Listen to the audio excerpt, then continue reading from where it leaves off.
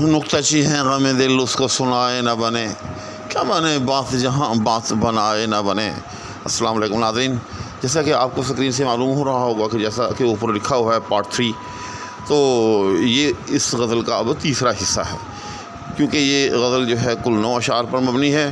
تو میں نے پہلے حصے میں اس کے 3 اشعار کیے، پھر دوسرے حصے میں 3، اور آج اس طرح سے اس کا تیسرا اور آخری حصہ ہے، اور ہر حصے کے اندر ہی جو ہے بڑے کمال جو ہے اشعار ہیں۔ آج کا جو حصہ ہے اس میں اس غزل کا مقطع بھی شامل ہے، اور وہ مقطع ہے عشق پر زور نہیں ہے یہ وہ آتش غالب۔ تو مقطع کی تشریح انشاءاللہ اس ویڈیو کے آخر میں آئے گی۔ آئیں اب ویڈیو کا جو ہے آغاز کرتے ہیں، اور آغاز کرنے سے پہلے ہمیشہ کی طرح آپ سے یہ التماس ہے، اگر کوئی صاحب چینل کو نئے ہیں تو برائے مہربانی چینل کو سبسکرائب بھی کرتے، ساتھ میں موجود بیل آئیکن کو بھی پریس کر دیں۔ شکریہ۔ تو آج کے حصے کا جو پہلا شعر ہے اس غزل کا، وہ ہے موت کی راہ نہ دیکھوں کہ بنائے نہ رہے، تم کو چاہوں کہ نہ آؤ تو بلائے نہ بنے۔ یہ وہ شعر ہے خوش قسمتی سے کہ مرزا غالب نے اپنے ایک دوست کو ایک خط کے اندر خود اس کی تشریح جو ہے وہ سمجھائی۔ تو آئیں ہم مرزا غالب کے الفاظ میں ہی اس خط کی جو ہے تشریح اس کا مطالعہ کرتے ہیں۔ چنانچہ یہ تشریح خطوط غالب میں مذکور ہے، اور اس وقت میں آپ کے سامنے یوسف سلیم چشتی کی جو شرح ہے، شرح دیوان غالب، اس سے آپ کے سامنے جو ہے وہ پیش کر رہا ہوں۔ تو لکھا ہے کہ غالب نے اس کا مطلب اپنے دوست منشی نبی بخش حقیر کو یہ لکھ کر بھیجا: بھائی، مجھ کو تم سے بڑا تعجب ہے کہ اس بیت کے معنی میں تم کو تأمل رہا، یعنی تم سمجھ نہ پائے۔ حیرت کی بات ہے، غالب نے حیرت کا اظہار کیا کہ بڑا سادہ شعر ہے، یہ آپ کو فوراً سمجھنا چاہیے تھا، لیکن حیرت ہے کہ تمہیں سمجھ میں نہ آیا۔ قصہ یہ ہے کہ اس میں 2 استفہام آ پڑے، یعنی 2 جگہ سوالیہ نشان ہیں۔ ساتھ ساتھ میں تھوڑی سی وضاحت بھی کرتا چلا جاؤں گا۔ یعنی اس میں 2 سوالیہ نشان یا 2 استفہام ہیں کہ وہ بطریق طعن و تعریض معشوق سے کہے گئے ہیں۔ موت کی راہ نہ دیکھوں، کیوں نہ دیکھوں، میں تو دیکھوں گا کہ بنائے نہ رہے، کیونکہ موت کی شان میں سے یہ بات ہے کہ ایک دن آئے گا، انتظار ضائع نہ جائے گا۔ اب یہاں پہلے مصرے کو ہم تھوڑا سا دوبارہ سمجھ لیتے ہیں کہ موت کی راہ نہ دیکھوں کہ بنائے نہ رہے، یعنی غالب اپنے محبوب کو کہہ رہا ہے کہ بھئی میں موت کو کیوں نہ چاہوں، میں کیوں نہ چاہوں کہ بنائے نہ رہے۔ وہ تمہاری طرح تھوڑی ہی ہے کہ تم کو میں لاکھ چاہوں، لاکھ بلاؤں کہ آؤ، تم آتے نہیں۔ وہ تو موت ہے، جب بھی اس کو چاہوں وہ آئے گی، بلکہ وہ تو وہ چیز ہے کہ چاہوں نہ چاہوں پھر بھی آئے گی، یعنی ایسی وفادار چیز، اس کو میں کیوں نہ چاہوں۔ اب دوسرے مصرے کی تشریح جو ہے وہ غالب کے مکتوب ہی سے جو ہے وہ پڑھتے ہیں: تم کو چاہوں، کیا خوب، کیوں چاہوں کہ نہ آؤ تو بلائے نہ بنے، یعنی اگر تم آپ سے آئے اور اگر نہ آئے تو پھر کیا مجال کہ کوئی تمہیں بلا سکے۔ گویا عاجز معشوق سے کہتا ہے کہ اب میں تم کو چھوڑ کر اپنی موت کا عاشق ہوا ہوں۔ اس میں خوبی یہ ہے کہ بن بلائے بغیر آئے نہیں رہتی۔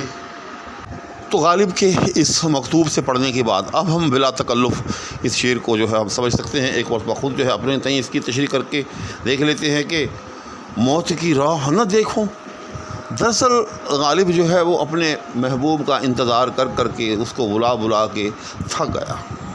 اب وہ اسے مایوس ہو گیا۔ اب اس نے کیا کیا ہے، اس مایوسی کے عالم کے اندر جو ہے اب موت کی راہ جو ہے وہ دیکھنا شروع کر دی ہے۔ یعنی پہلے وہ اپنے محبوب یا اپنے معشوق کا راستہ دیکھتا تھا، اب اس نے کیا کیا ہے، اب اس نے بجائے اپنے معشوق کے راستہ دیکھنے کے اب اس نے موت کا راستہ جو ہے وہ دیکھنا شروع کر دیا ہے۔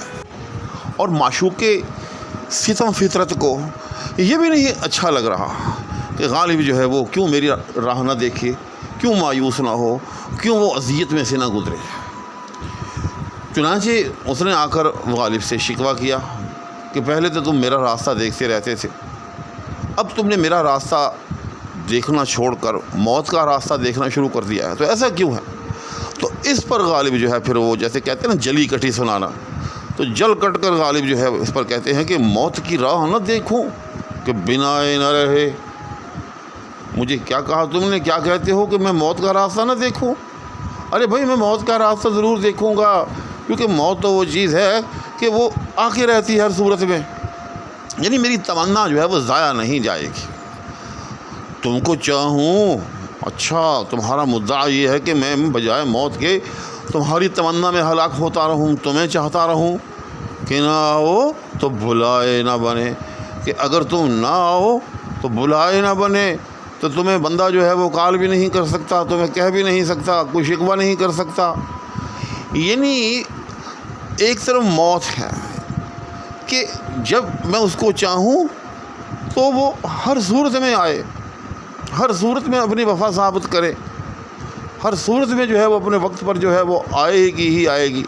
اور ایک طرف تم ہو کہ اگر تمہاری تمنا میں جی جان سے جاتا رہوں، تمہاری تمنا کرنے لگوں اور تم خدا نہ خواستہ میری تمنا کے مطابق نہ آؤ، تو مجھ میں تو پھر اتنی ہمت بھی نہیں کہ میں تمہیں جا کے بلا سکوں، تم سے کہہ سکوں کہ بھئی میں تمہاری تمنا میں کب کا ہلاک ہوا چاہتا ہوں، تم کیوں نہیں آئے. لہذا میں اب اس چیز کی تمنا کروں گا جہاں مجھے مایوسی نہیں ہوگی، جہاں میری تمنا ضائع نہیں جائے گی، جہاں مجھے نا امیدی ہاتھ جو ہے وہ نہیں آئے گی، بلکہ میری تمنا جو ہے وہ پوری ہو جائے گی. تو یہ غالب کا جو ہے انتہائی خوبصورت شعر اس وقت آپ کے سامنے پیش کیا. اب اس کے بعد اگلا شعر ہے: بوجھ وہ سر سے گرا ہے کہ اٹھائے نہ اٹھے، کام وہ آن پڑا ہے کہ بنائے نہ بنے. تو کوئی بھی بوجھ جو ہے اول تو اس کو اٹھانا ہی مشکل ہوتا ہے، پھر اگر اس کو سر پر اٹھانا ہو تو سر تک پہنچانا جو ہے وہ اور بھی مشکل ہوتا ہے، اور پھر اگر خدا نہ خواستہ وہ ایک مرتبہ گر جائے تو پھر اسی مشقت میں سے دوبارہ گزرنا کتنا مشکل امر ہے. تو بس غالب اسی کی طرف اشارہ کرتے ہوئے کہتے ہیں کہ بوجھ وہ سر سے گرا ہے کہ اٹھائے نہ اٹھے.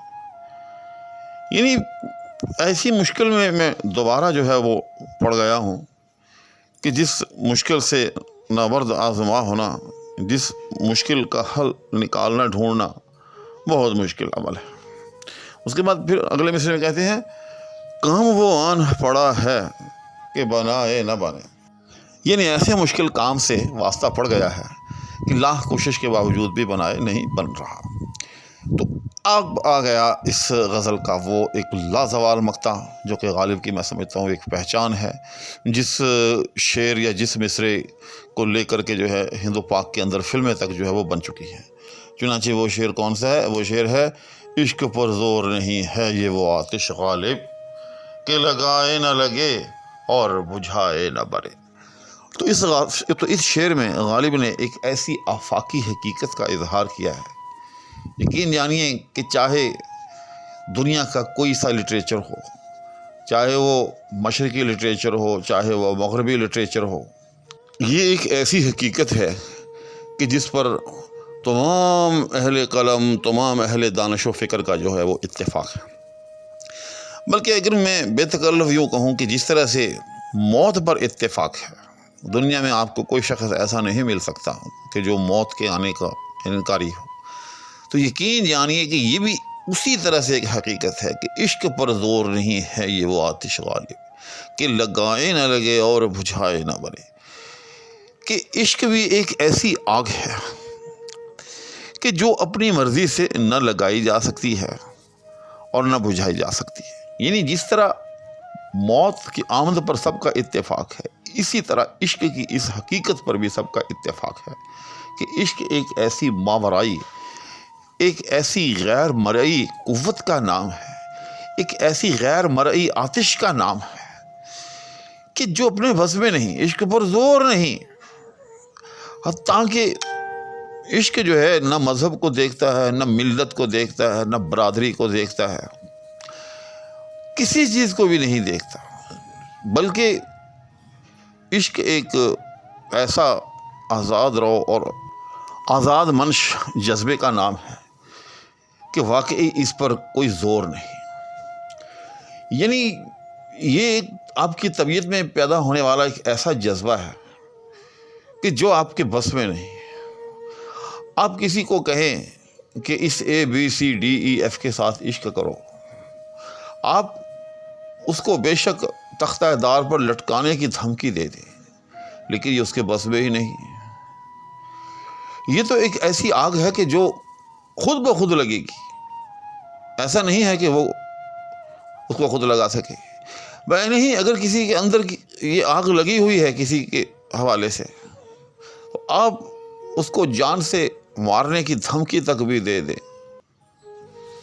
تو پھر یہ ناممکن ہے کہ اپنی مرضی سے اس آگ کو جو ہے، اس عشق کی آگ کو جو ہے وہ بجھا دے۔